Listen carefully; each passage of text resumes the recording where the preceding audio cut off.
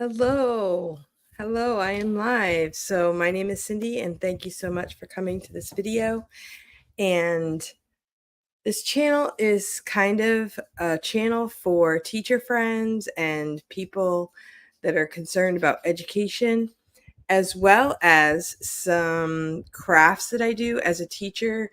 We have summers off, so there's lots of things that I like to do in my free time. And one of them is to knit, and I just wanted to give an update on some of the things that I'm doing with my knitting skills and just to keep busy in the summer. I just went on a little trip and I have a video about some Yorkies that I met while I was away. And if you watch that little video, it's called Yorkie Therapy. It was a lot of fun. A friend of mine that I went to visit, she just got a new baby Yorkie named Zoe. And so we were able to enjoy the time with them. But we also went to where the Yorkie was born. And this woman has a website. It's called Rose Briar Cottage. And she raises Yorkies, and that's kind of her little business, and she's amazing. She has lots of tips on how to take care of your dogs and how to make them happy, what to feed them. When we were there, she actually had one of her dogs was the grandmother to the baby puppy that my friend had, and the grandmother was ailing. We thought she was dying. So we went there in the morning and the dog was on the couch and just not really moving much at all. And the woman, her name is Linda, she was nursing it, trying to make it comfortable. And lo and behold, we came back later that day and the dog was doing better. I hope that dog is doing better even still. But in the morning, the dog wasn't moving or anything. And by the afternoon, the dog was moving off of the blanket and was feeling better. So whatever Linda was doing was working, and grandma was feeling much better. So, but she has several of her own dogs, plus she breeds dogs, and that's where my friend was able to get this dog. And it was just such a delight. So make sure you check out that video. It was a lot of fun to make. And I also have a short video of when we were going up to the door. The Yorkies were just looking out the window. And I mean, they were so cute and they're so friendly. Those dogs are so friendly and they just seem to attach to people really easily. So it was a lot of fun. So while I was away, I had actually bought some yarn, and this yarn is sugar and cream. This is 100% cotton yarn, and I use this to make dishcloths. And you wouldn't want to make this type of a dishcloth with acrylic yarn. It would be pretty, but if you want to use it for a dishcloth, you'd want to use this because this is washable, it's tougher, it keeps its shape, and these last a long time.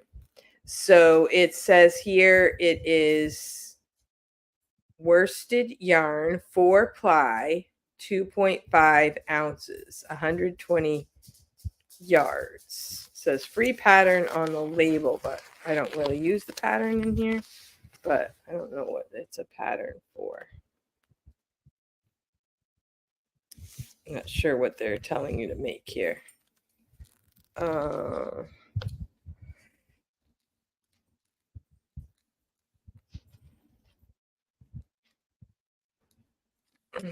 not sure what they're telling you to make, but there is a free pattern on the inside.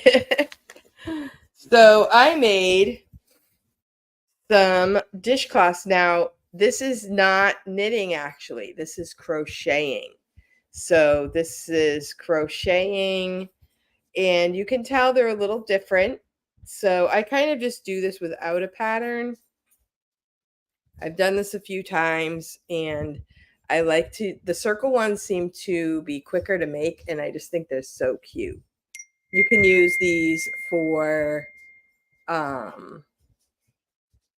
You can use these for a doily on your table. You could put like a pot on it and just, put your plate on it for a hot plate type of thing.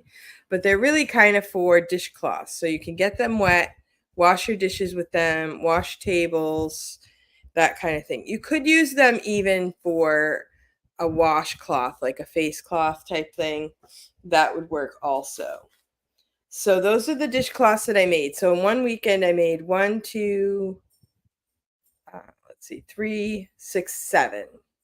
So I'm hoping to sell these in a craft fair, and I will give them away to friends. I could probably make as many as I possibly could, and still, they're great gifts to give to people. I also love like homemade soap. So my favorite gift is to get some homemade soap, usually from someone else who makes it, because I don't really make it. I have made homemade soap once, but only once. And it was a lot of fun. I would love to do it again, but it is a little bit of work. And so sometimes I'll buy some homemade soap and put those with a couple of those. You could call them doilies, washcloth, dishcloth, however people want to use them. My grandmother used to love them just for decoration. So they're great gifts at Christmas time. I like them because sometimes people who have everything, they don't want more like pictures to put on the wall or little trinket to put on a shelf. You only have so many shelves. So it's something that's kind of useful, doesn't take up a lot of space, pretty, thoughtful, all that kind of stuff. So I get these patterns from Ravelry.com. So Ravelry is a really great website. You can go to Ravelry. You have to sign in like you would Facebook. You have a name, you have a password, and then you can go to Ravelry and you can type in what it is that you want. Okay, so here's my profile on Ravelry.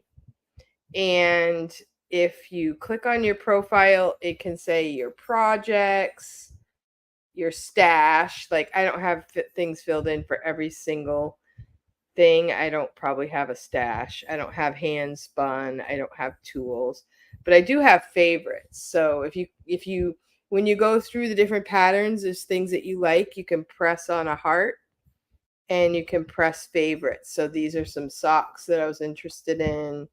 Here's a little shawl I liked. Oh, this one's really cute. Yeah, and I like to remind myself, what did I like once upon a time? Because I still like that stuff. I just haven't made it yet. This one's really cute. I do have to get to make some stockings for Christmas. I have a new grandchild coming, so I need to think about that. Oh, here's a cute little blanket. So these are my favorites. These are favorites to teach kids how to knit. This is cute too. These are the cute little knitted projects for kids if I do a kids class. And so there's my favorites. You can also you can search your favorites. So I'm going to type in dishcloths in my favorites. Okay, so this is one of my favorites. It's similar to the ones that I'm making. And oh, I really like this one. Some of them are really cool, but they take a little longer to make. So you can see which ones I really like. I'm not majorly thrilled on this one because it has a lot of holes in it. There's also scrubbies. These are really cool. These type, you can knit these and you can knit like a little pattern inside it. So yeah, so it's fun to go through your favorites and review your favorites, maybe make something that you forgot about. You can also find new patterns by typing in what it is you want. You can press on knit or crochet or both. So that's really fun.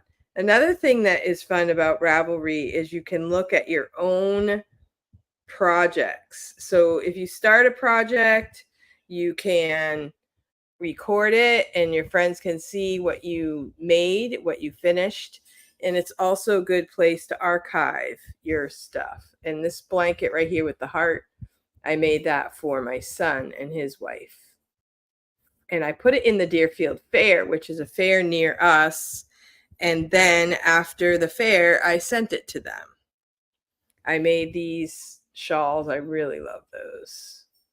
They kind of just, it's kind of like a little poncho, just goes over your shoulders. I love those. I've made a lot of stuff, and here's some more flower dishcloths made in Christmas colors. So Ravelry's fun like that. You can go back, you can look at what you made, maybe record the pattern that you used, show your friends, all that kind of stuff. So that's great. That's just for patterns. Then there's also, you could buy yarn at your local, say, Walmart or Michael's store. You can also order the yarn on Amazon. I found that the cotton yarn is not really cheaper on Amazon. So I might do that for convenience. But sometimes the store, if they have coupons or sales, they might be cheaper. Here's a variegated colors, kind of like a Christmas colors. I love these. So like this would be the variegated colors. I put variegated on the middle, and then I put, let's see what I do on this. I think this one's variegated the whole entire thing.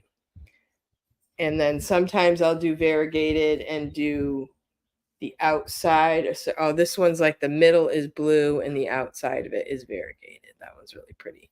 I also put one of these in the Deerfield Fair, and I got a blue ribbon. So that was really fun. So this is Sugar and Cream Lily brand. There's a couple other brands that you can find in the store, but you just want to make sure it's cotton. It's a little different texture than the acrylic. And as far as my regular knitting project, I'm still not quite finished, but I've done quite a lot. So I have this much left of yarn, but I'm not sure I'm going to use it all.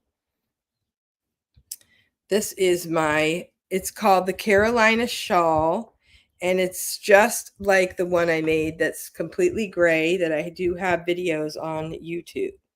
And the only difference is this is a variegated yarn. And this is for a friend of mine. It's really hot right now, so I'm sure she's not worried about wearing it right now. But it's really, I can just picture her, sitting on her porch wearing this and enjoying it. So let's see. So it's going to be like this. This is the top part, and this is the top part. And every other row, I add a yarn over, and that's what makes the holes on either side of this stitch. And that also makes it larger. And then on every end, every other row, I'll do the same thing. So it kind of has like a lacy look on the top part here. And then once I'm done, it's going to be like a triangle. This middle piece is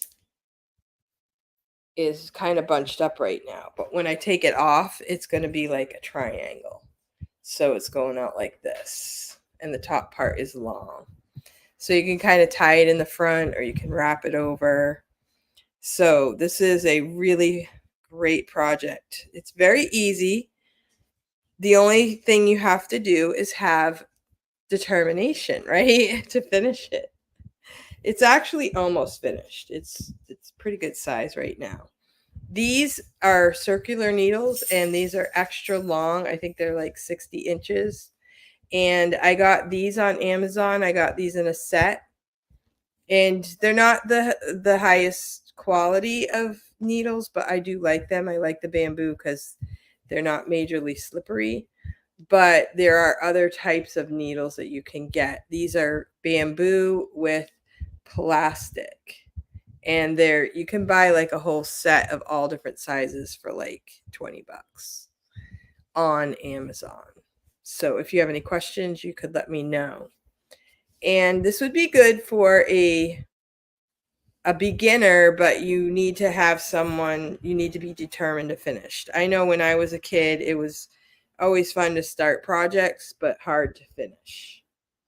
And sometimes it's hard to sit long enough to finish.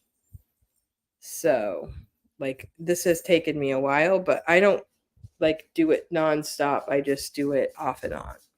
So my next project, I want to make a bunch of these dishcloths. I would like to make my goal. I think I'd like to do like 50. Last year, I think I made like 28 for the craft fair. And I sold a lot of them, but I also want to have some to give away for like Christmas gifts and stuff. So I'm thinking 50 would be good. So I'm going to do 50. And then I'm making some earrings. They're kind of a wooden look with an earring, dangly earring, and maybe looking crafting some of those. And then, for knitting though, I want to make 2 more sweaters. Hey, Teacher Kelly, thank you for coming. So I'm going to make 2 more sweaters. I might put that on my channel. I made one last year for my new grandson, and they were so cute. My friend Kathy Kelly, who sometimes watches my videos and posts, she was in my sock knitting class, and she gave me the pattern for a really cute sweater. So I want to make 2 of those sweaters. I don't know. I got the yarn at a store. Maybe I'll go to Michael's, but I think it's harder to buy yarn online because you know, sometimes you see the yarn that's really cute and it feels really soft, you know, for a baby sweater. But I want to make one for the new baby, which will be very small, and one for the grandson. So the last one I made, it was pretty good size, but I'm telling you, that grandson is about 4 months old and he is about 20 pounds. My daughter says, I think he's wearing like 18 months clothes. He's only 4 months. So hopefully he can still fit into that sweater. He has wore it a few times camping, and it was kind of big. She had to roll up the sleeves and everything. So right now it is hot, like majorly hot up in New England. So he's not going to be wearing it now. So hopefully it will fit him in the fall. But I hope to make 2 sweaters, and that will have to be before November. So I probably should get started. Maybe I'll make them and put them in the Deerfield Fair. But in the Deerfield Fair, you can only put one thing of each category. So I probably could only put 1 sweater. But it would be really cute if I could put matching sweaters. Maybe I'll try it. The category is matching sweaters. So, yeah. So that's what I'm going to be doing. I'm finishing a pair of socks. Now, Kelly is online right now, and she is a friend of mine, teacher friend from VIP Kid, and we met online because we both teach, and we are sharing tips and tricks on teaching for the company, but also now we do things like how to help each other grow your YouTube channel, or what do teachers do in their free time, and things like that. Well, Kelly is also interested in, I guess some people call it politics, government type things. And so that's something that I'm interested in. And I am involved in a lot of things in my community right now.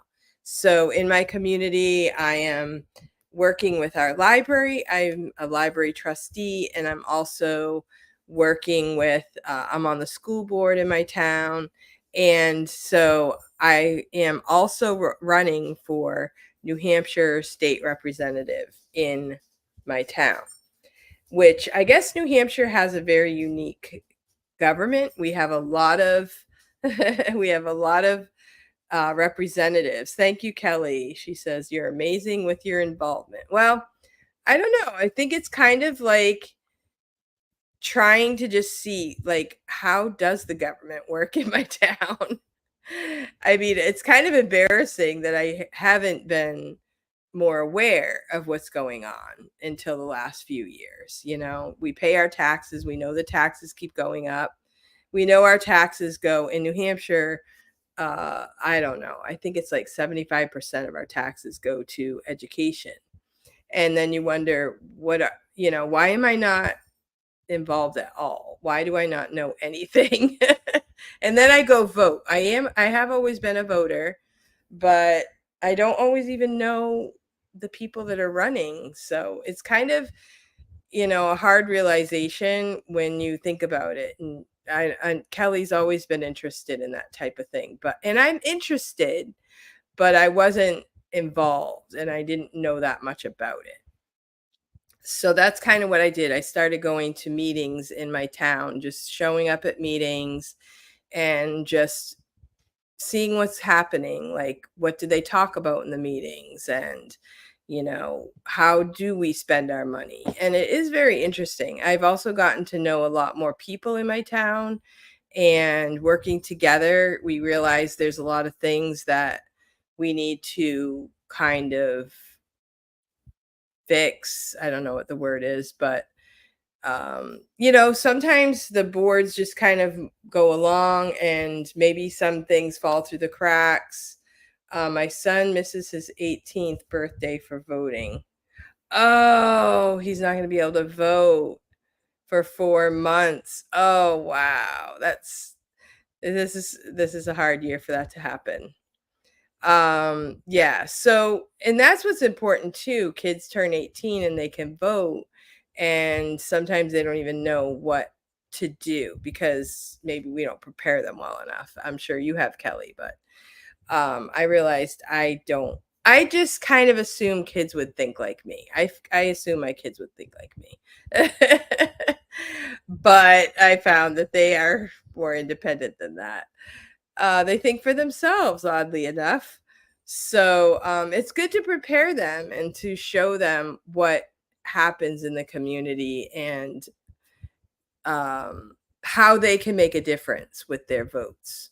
So, and how you can even show up, like, even if you are just a part of your community and you see something that you want to address, you can go to a board meeting and you can talk about it. Now, in the last couple of years, we've seen a lot happen in the news where people go to meetings and you know, they get mad about stuff. And I don't really think that's how it should go. I think that we need to understand that if we haven't been paying attention, the people in authority have done things the way they see it.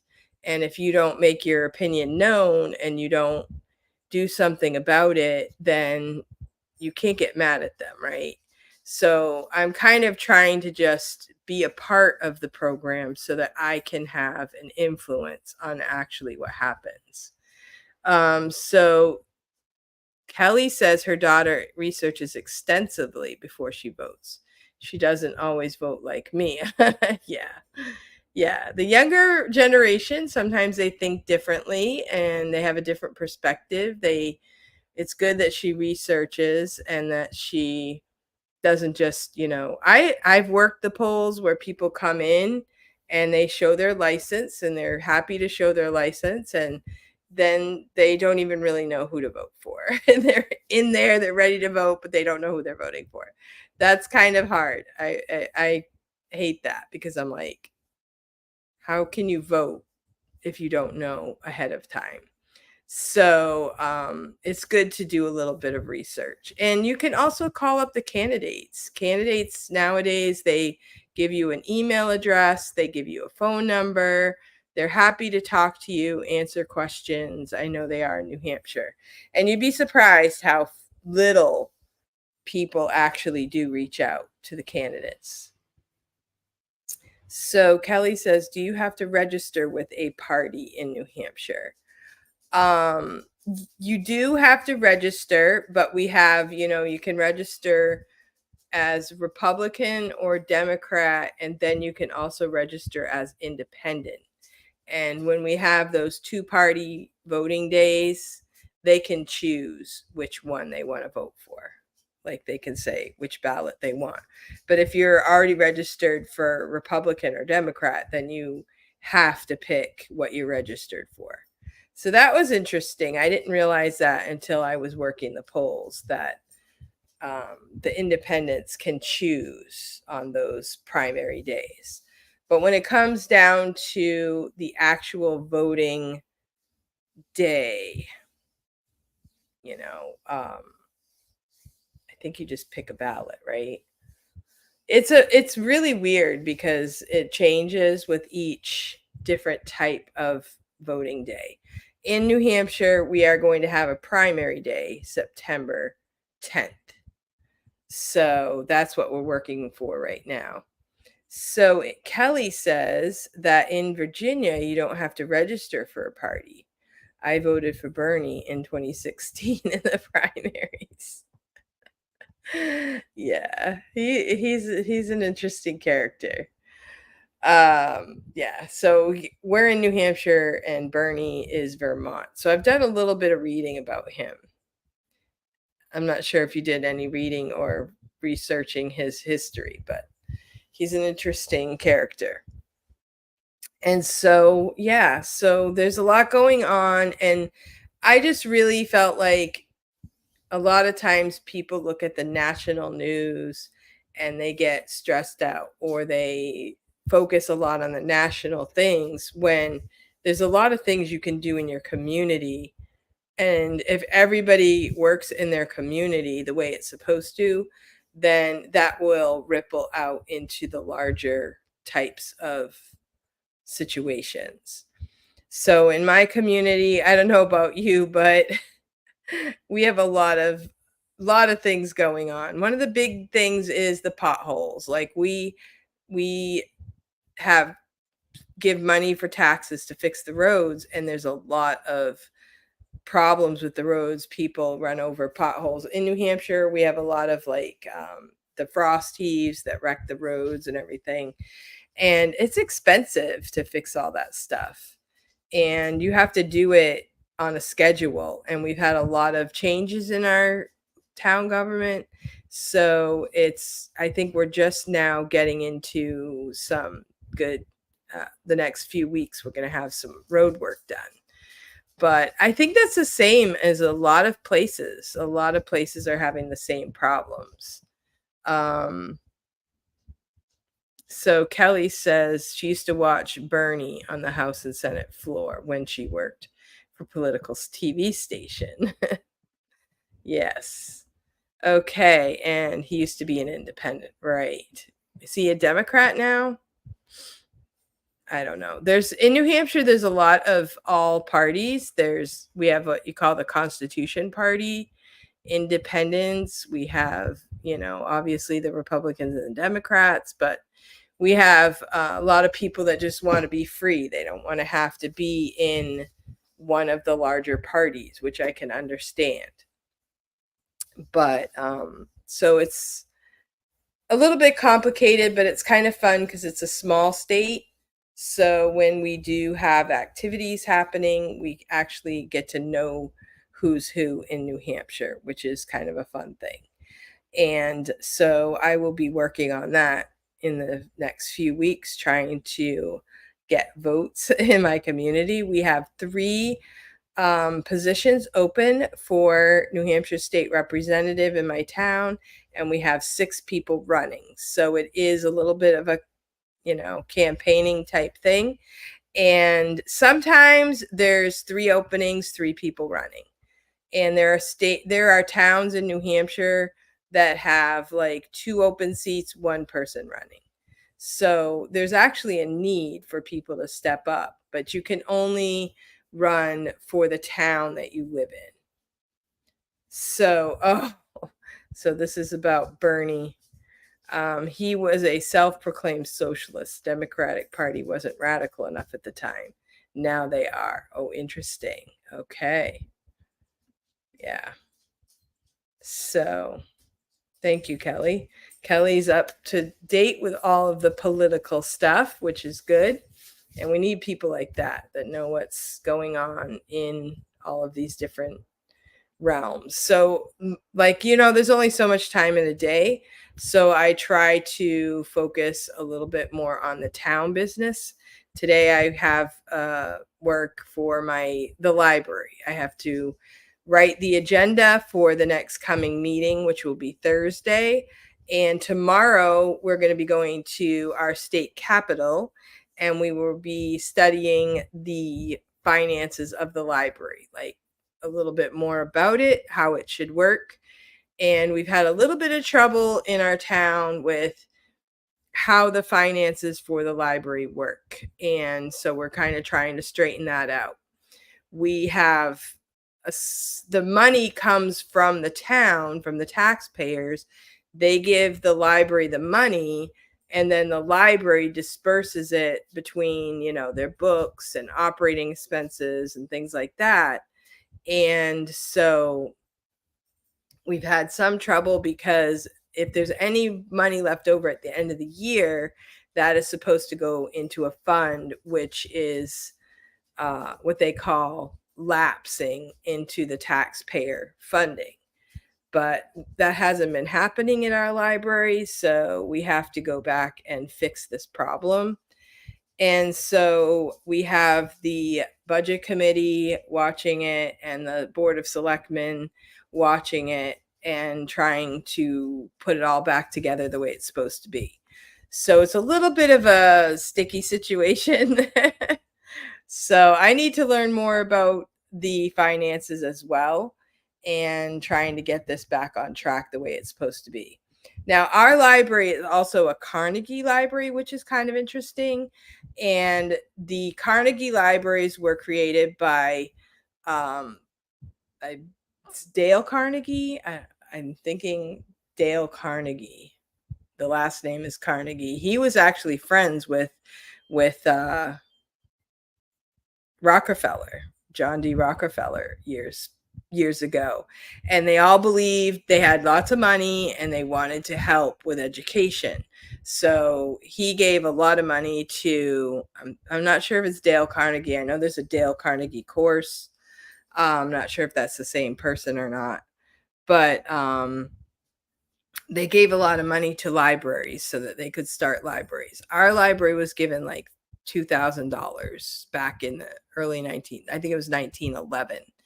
And so this was given to the towns, but the towns had to promise that they would provide the rest. Like they would get us started, but we had to do the rest. And so that's kind of cool. We have a historical library. Our library is also in a historical building. So that's really cool. And it's good in some ways, not in other ways, in the sense that we can't change the outside of it in any way. So yeah, it's a historical place, and it's a small library. We are a small town, but things are changing for libraries. We have a lot of technology now. We have people can read their books on their phone even, or their iPads or whatever. They don't necessarily have to go to the library. But where I live, there's still a lot of people that would rather use paper and they'd rather read the book. I love the new club that we have right now. It's called a classical book club or classic book club. We decided to name it Last Monday Book Club because it's the last Monday of the month.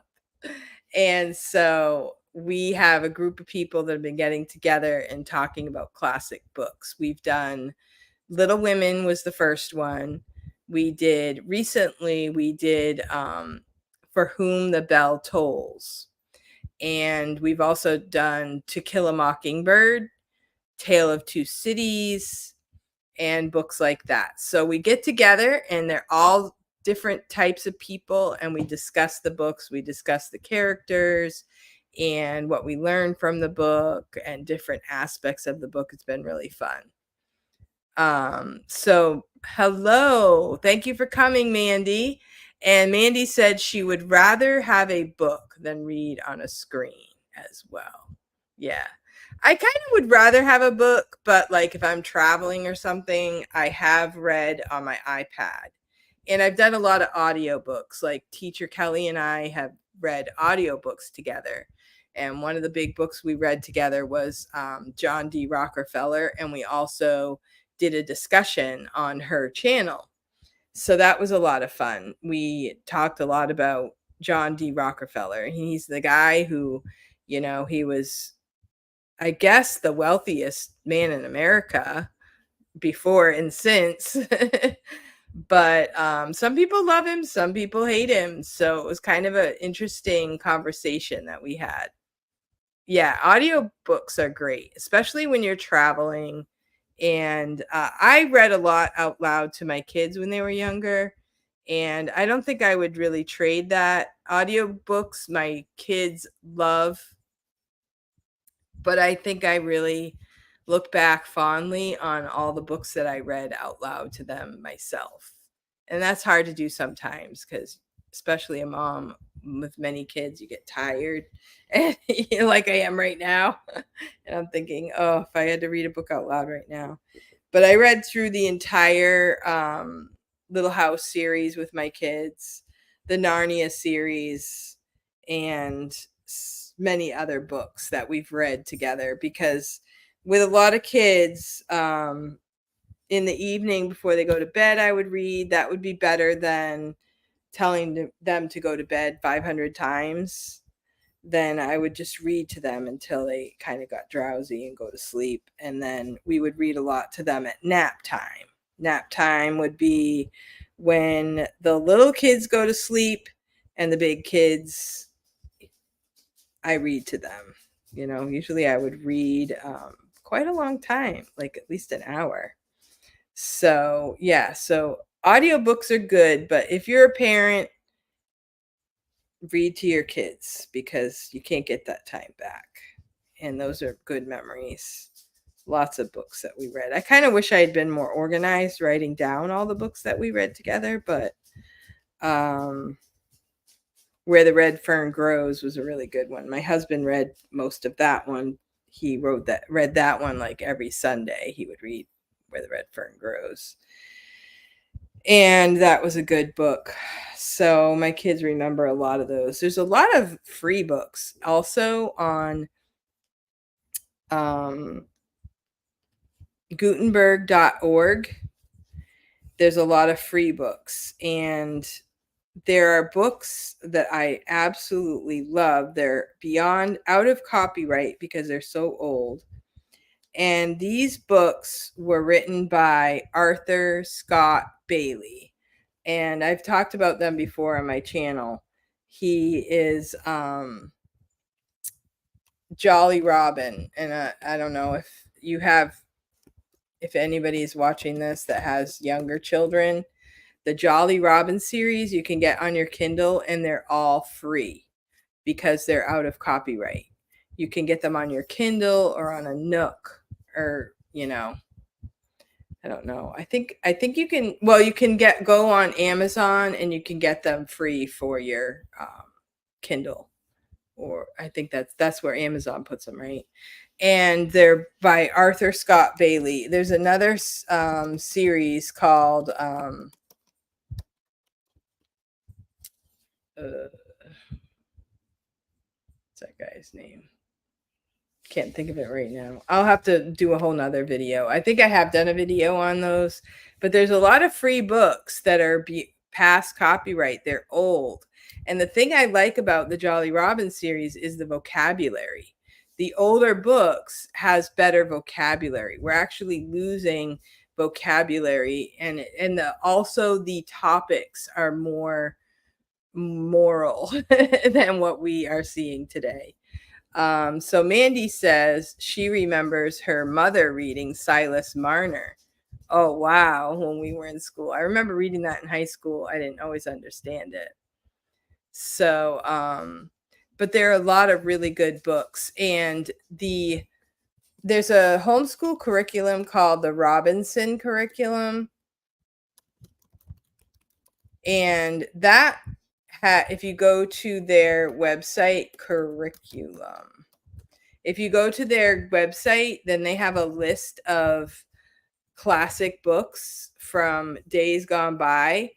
And that's where I got the idea of the Jolly Robin series. I had no idea about it. And then when I looked up the Robinson curriculum is basically read books starting here and through high school. Read all of these classic books, and a lot of them were out of copyright, so you could actually print them out yourself.